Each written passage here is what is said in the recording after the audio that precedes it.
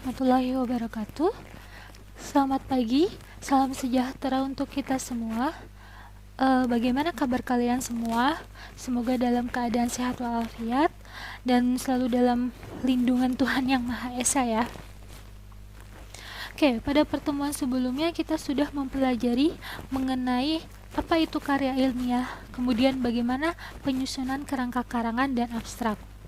Nah, untuk pekan ini, kalian akan memulai membahas mengenai bab-bab apa saja yang ada di dalam sebuah artikel ilmiah. Yang pertama adalah yang kita bahas mengenai pendahuluan. Nah, pendahuluan sendiri berisi hal-hal yang melatar belakangi pentingnya masalah tertentu untuk dibahas dan gambaran umum tentang penelitian yang akan kalian lakukan.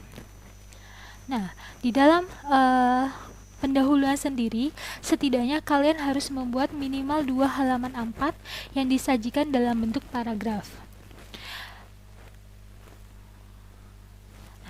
Pendahuluan sendiri berisi pembukaan, isi, dan penutup. Untuk pembukaan, bisa berisi mengenai hal-hal umum terkait permasalahan yang akan diteliti atau topik penelitian. Sedangkan untuk isi, berisi mengenai pembahasan masalah yang akan diteliti secara terfokus. Biasanya bisa diawali dengan hasil dari riset awal, kemudian diikuti oleh pembatasan masalah, rumusan, dan tujuan penelitian. Yang terakhir adalah alinea transisi yang menekankan pentingnya masalah tersebut untuk dibahas. Seperti misalkan berdasarkan pada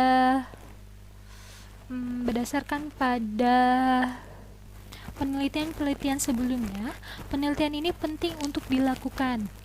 Atau kalian bisa menggunakan lagi, oleh karena itu, penelitian ini penting untuk dilakukan karena bla bla bla bla. Hal-hal semacam itu. Nah, kita bisa lihat pada slide bahwa kita melihat adanya segitiga terbalik, di mana maksudnya adalah semakin ke bawah, semakin runcing, artinya semakin fokus atau semakin khusus.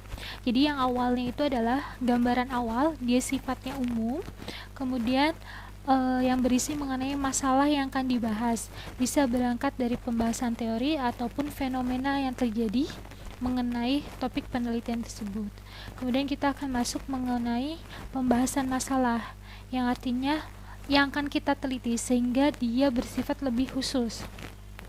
Isinya adalah mengenai pemaparan hasil dari riset awal, pembatasan masalah, rumusan, dan tujuan penelitian.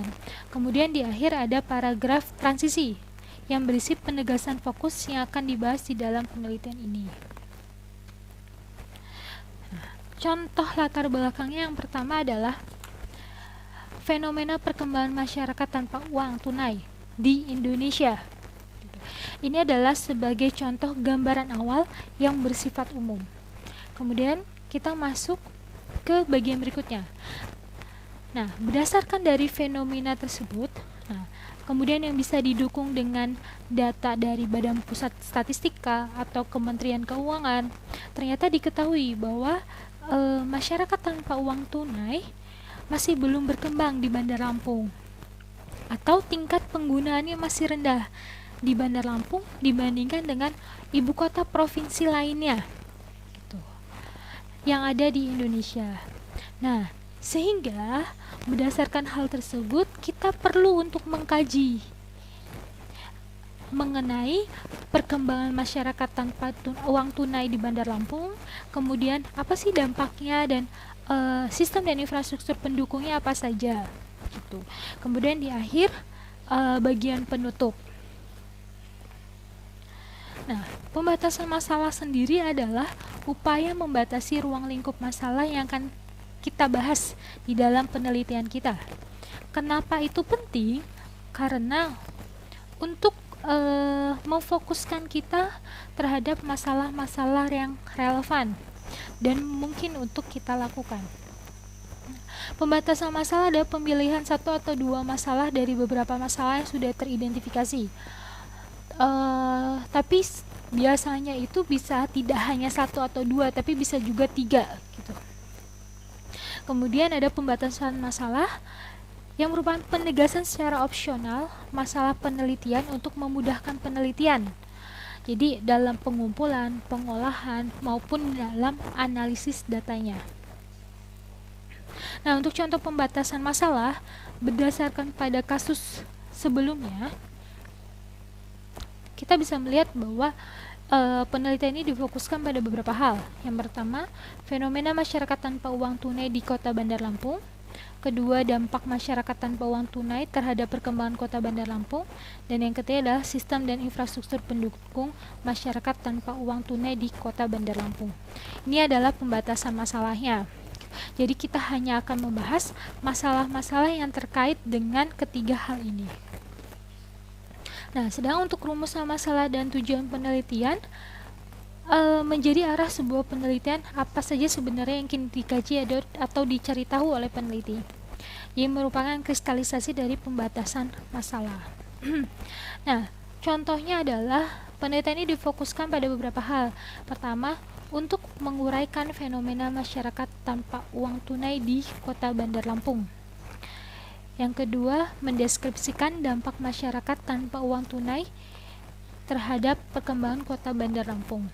Yang ketiga, menguraikan sistem dan infrastruktur pendukung masyarakat tanpa uang tunai di Bandar Lampung.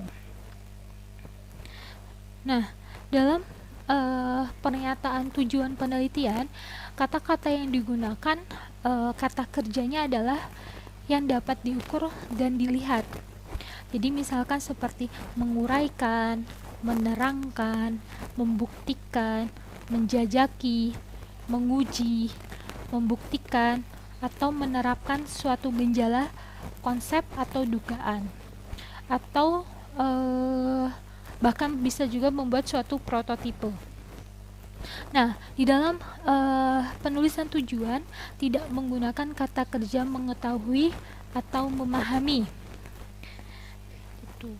Jadi itu adalah beberapa pilihan kata-kata yang kalian bisa gunakan dalam membuat tujuan. Nah, itu saja penjelasan dari saya mengenai bab 1, yaitu bab pendahuluan di dalam sebuah artikel ilmiah.